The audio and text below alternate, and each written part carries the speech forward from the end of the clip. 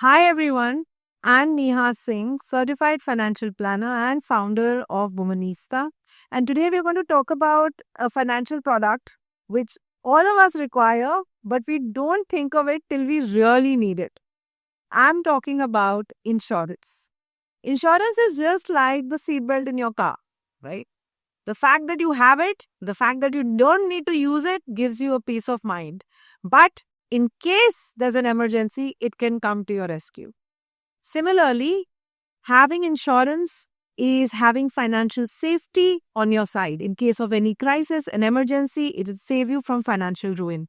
And as you enter this new phase of your life, it's very important to reflect over both your health and your life insurance. We are going to talk about that in the upcoming module. Why is having insurance so critical at this stage? Only 22% of middle income households in India have an adequate cover, which means that most of us are left high and dry in case there is any sort of an emergency.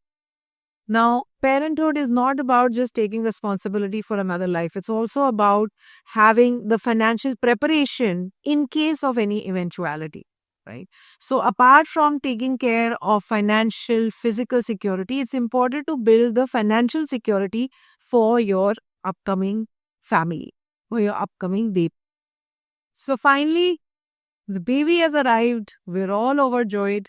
But there is one important thing that you need to do, which is to go back and make sure that the newborn is part of your family's health insurance policy. As you're taking up more financial responsibilities now, it's important to be more prudent to make sure that your family is safe and secure financially. So, check out if your existing official health policy and your own health policy have the facility to add the newborn. Most of the policies now are willing to add newborn from day one.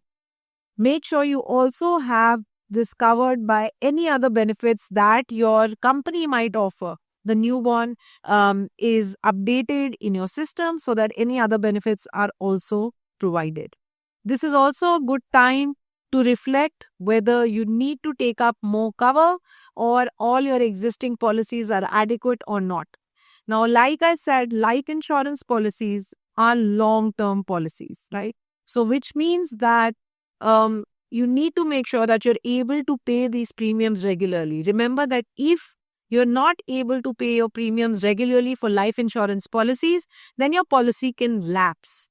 If supposing you're in a situation where you feel that you don't have the amount to pay, you don't have the premiums to pay anymore, then you can consider surrendering your policy. But this means that you will be letting go of almost 60 to 70% of what you invested. A better form of that would be to make it a paid up policy. A paid up policy means that I'm not able to pay any more premiums. So, based on the number of premiums I've already paid, the life insurance company will reduce my life insurance cover proportionately, right? So, let's say if you have paid 1/10 of the number of premiums that you were to pay, then your cover has also become 1/10. That is also an option that you can consider. It keeps giving you a cover and it takes away the pressure of paying regular premiums for you. When it comes to health insurance, you can consider taking the super top up plans, which will come at a very, very reasonable cost, provided you have a deductible in the form of a base plan. Now, if you still haven't taken a separate health insurance, just to inform you that health insurance premiums keep increasing with age or with any health issues. So it's best to take a health insurance cover for your entire family when you all are healthy, fit, and young. As you return to work, here are simple steps to keep in mind while you're navigating insurance.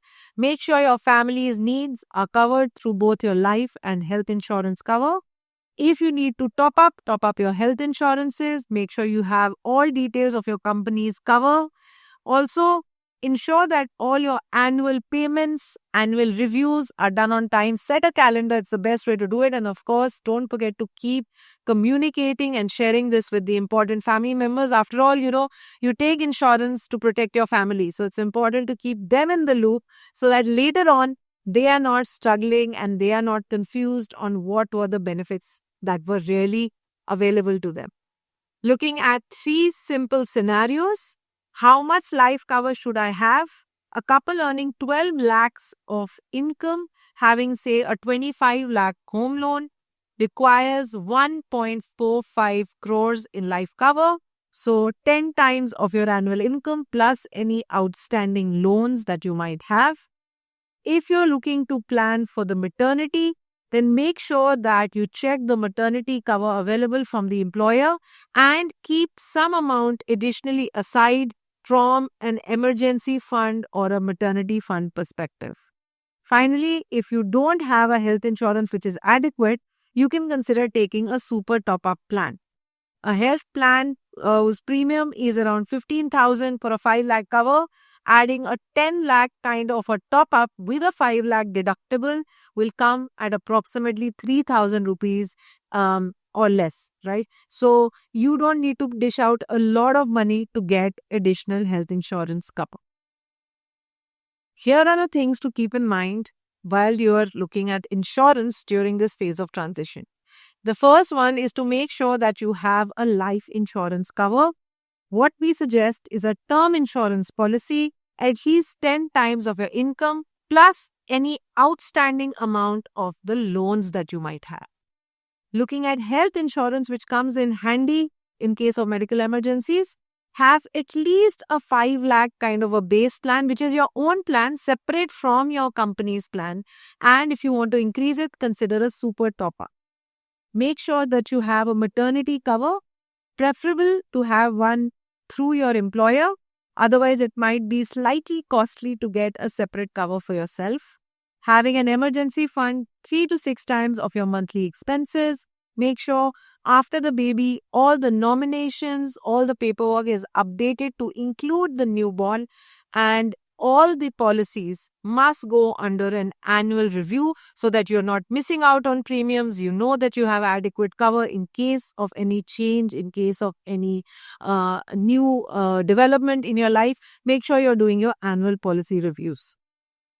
When it comes to insurance, it's important to reflect on a few critical things. The first one is your family secure in case some sort of an emergency came up tomorrow? We all are earning, working hard to make sure that our families are safe and secure. But is that really the case?